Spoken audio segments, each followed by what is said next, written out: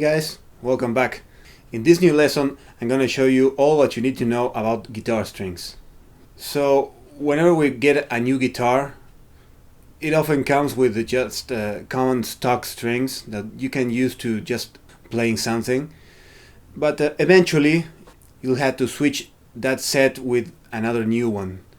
The most common thing is to just go to a store and buy another one. If you do that, if you go to a store, you're gonna see that there are lots and lots of guitar string sets available. So let me show you a couple of the string sets I currently have. Okay, so we have this one, Ernie Ball. We got another Ernie Ball. We also have a Fender string set and a D'Addario string set. Okay.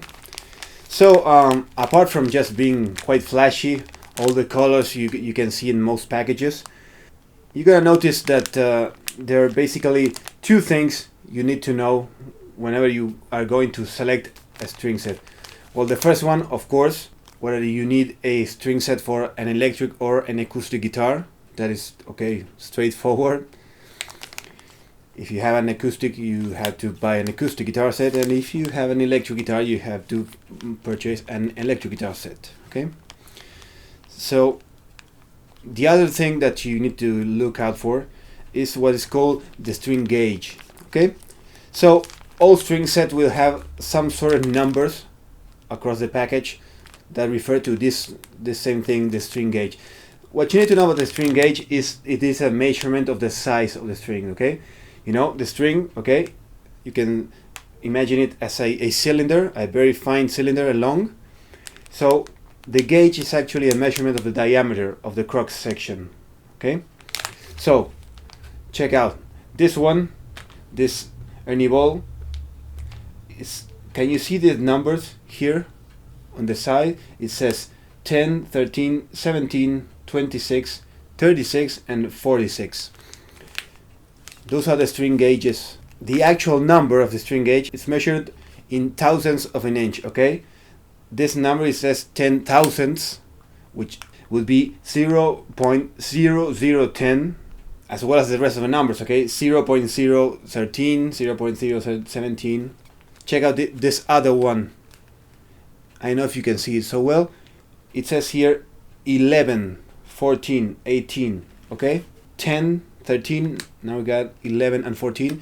This means that these string sets are actually of a different gauge.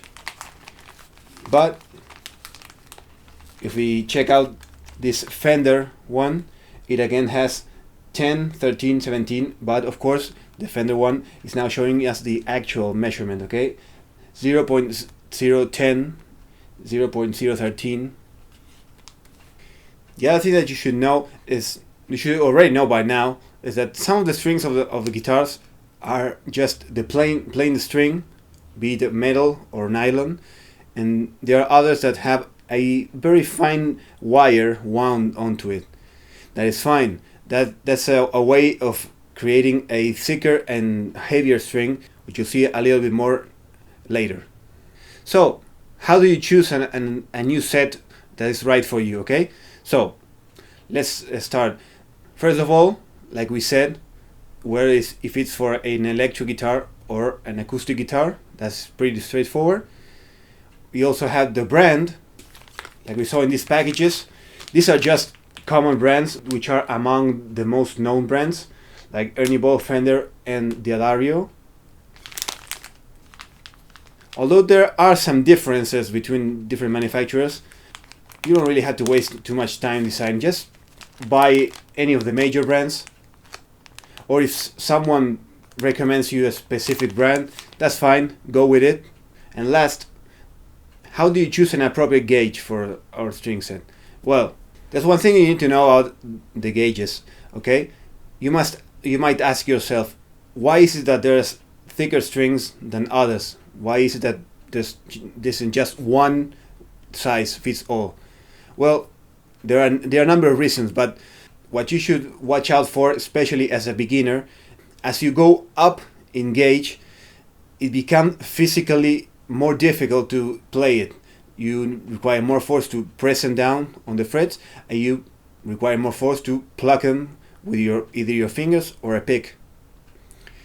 But of course, there is a good reason why you would want to use a thicker string. It's just that they sound better.